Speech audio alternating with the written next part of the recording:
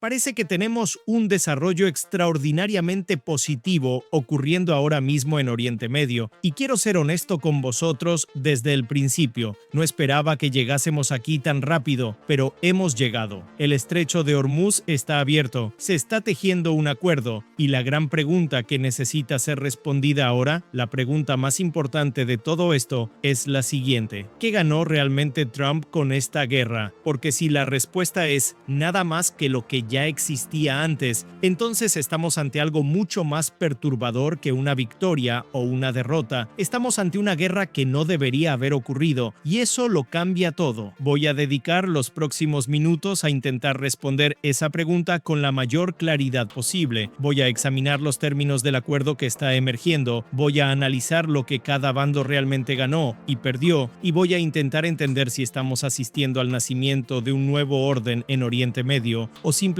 al regreso al punto de partida con un coste humano y económico que todavía no somos capaces de calcular completamente. Empecemos por lo que sabemos. El acuerdo que se está negociando tiene tres pilares principales. El primero es la cuestión nuclear. Irán ha acordado entregar aproximadamente 420 kilos de uranio enriquecido al 60%. Recordad, este material quedó sepultado tras los bombardeos americanos e israelíes del año pasado, que destruyeron las principales centrifugadoras iraníes. Irán no podía acceder a él, los americanos tampoco, y ahora, como parte del acuerdo, Estados Unidos instalará una base militar temporal cerca de Isfahan, perforará el lugar y extraerá ese material. Además, Irán ha acordado no enriquecer uranio más allá de los niveles necesarios para uso médico o para centrales nucleares, algo entre el 3% y el 5%. Para entender por qué esto importa, la mayor dificultad en el proceso de enriquecimiento no es pasar del 60% al 90%, que es el grado necesario para una bomba atómica. La mayor dificultad es precisamente la etapa inicial, partir del 3% y llegar hasta el 30%, el 40%. A partir de ahí el proceso se acelera, es decir, al entregar el material enriquecido al 60%, Irán está eliminando precisamente el atajo más peligroso hacia una bomba nuclear. Esto objetivamente es una victoria americana. El segundo pilar es el estrecho de Hormuz. Irán ha declarado el estrecho completamente abierto para todos los buques comerciales. Aquí es donde debemos ser honestos. Se trata de una victoria parcial y contextualizada. El estrecho estaba abierto antes de la guerra. Cerrarlo fue una respuesta iraní a los bombardeos americanos. Reabrirlo, por tanto, es simplemente el regreso al estado anterior, no una ganancia nueva. Es como romper la ventana de tu casa, arreglarla y luego felicitarte por tener una ventana intacta. El tercer pilar, y este es el más delicado, es el financiero. Estados Unidos no va a pagar dinero al régimen iraní. Lo que va a hacer es desbloquear aproximadamente $20.000 millones de recursos iraníes congelados en países del Golfo, principalmente Emiratos Árabes Unidos y Qatar. No es una transferencia de recursos americanos, es la liberación del propio dinero de Irán, aprisionado a causa de las sanciones y de la inestabilidad generada por la guerra. ¿Por qué Irán aceptó esto? Porque su economía está destruida, no hay dinero para pagar a funcionarios militares ni burócratas, y cuando un régimen autoritario deja de pagar a sus funcionarios, lo que viene a continuación no es una negociación, es una revuelta interna. Irán estaba siendo asfixiado económicamente, y ese asfixiamiento es lo que forzó el acuerdo. Ahora llega la pregunta difícil, y quiero responderla con la misma honestidad que aplico a todos los análisis que hago aquí. El resultado es ambiguo, y cualquiera que os diga lo contrario, ya sea celebrando una victoria americana total o decretando una derrota americana, está simplificando en exceso. Lo que Trump ganó de forma concreta, la neutralización temporal del programa nuclear iraní y la reapertura del estrecho de Hormuz, son ganancias reales, son ganancias que importan. El material enriquecido al 60% saliendo de Irán representa al menos 1 o 2 años menos en el camino iraní hacia una bomba atómica. Eso no es trivial. Lo que Trump no ganó,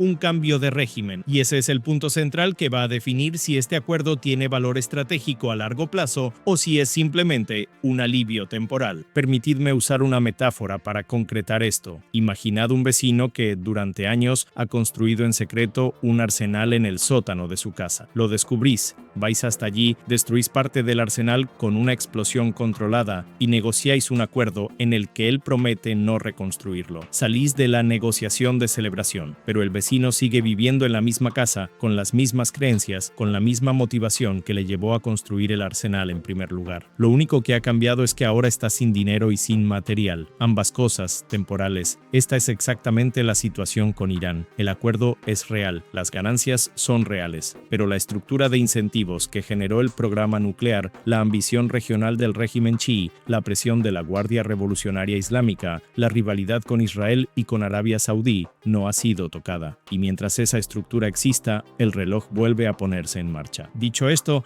existe una lectura más optimista y sería deshonesto por mi parte no presentarla. Trump parece estar siguiendo un modelo que ya ha utilizado antes, el modelo Venezuela. En Venezuela, Trump no derrocó a Maduro, no instaló un nuevo gobierno. Lo que hizo fue crear un canal de comunicación con alguien dentro del régimen, alguien dispuesto a cambiar la dirección del país poco a poco, entre bastidores, a cambio de alivio económico. La lógica es la siguiente: cuando no puedes cambiar el régimen por la fuerza sin un coste inaceptable, intentas cambiarlo desde dentro, a través de quien dentro de él quiere sobrevivir económicamente. En el caso de Irán, el personaje que parece estar haciendo ese papel es Ghalibaf, el presidente del parlamento iraní, quien habría estado en negociaciones directas con los americanos mientras la Guardia Revolucionaria Islámica entraba en pánico a su alrededor. El hecho de que el propio ministro de Asuntos Exteriores, alguien históricamente alineado con la Guardia, haya anunciado la reapertura del estrecho sin coordinarlo con el resto del régimen es una señal extraordinaria. La cohesión interna del régimen iraní está agrietada y las grietas en los regímenes autoritarios son el principio de todo. Así que la pregunta real no es ¿Trump ganó o perdió? La pregunta real es ¿este acuerdo crea o no crea un canal de influencia americana dentro de Irán que permita cambiar la dirección del régimen sin necesidad de derrocarlo por la fuerza? Si la respuesta es sí,